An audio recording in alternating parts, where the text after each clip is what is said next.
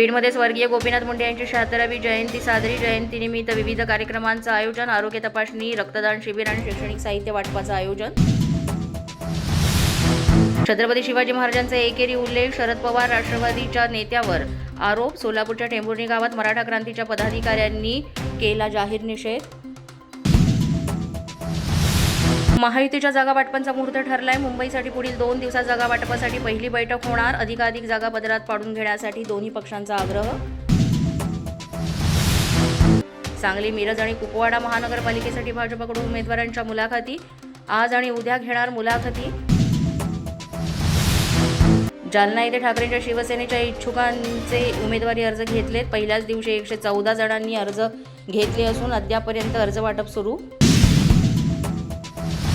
बीडच्या परळी स्ट्रॉंग रूमसाठी विशेष सुरक्षा तैनात. मतपेटीसाठी 25 सीआरपीएफ, 16 पोलीस कर्मचारी, 1 पोलीस अधिकारी, 1 एलईडी टीव्ही आणि 35 सीसीटीव्ही कॅमेऱ्यांचा समावेश. मुंबईतील काही भागातील हवा धोकादायक. गोवंडीमधील हवेचा निर्देशांक 230 वर.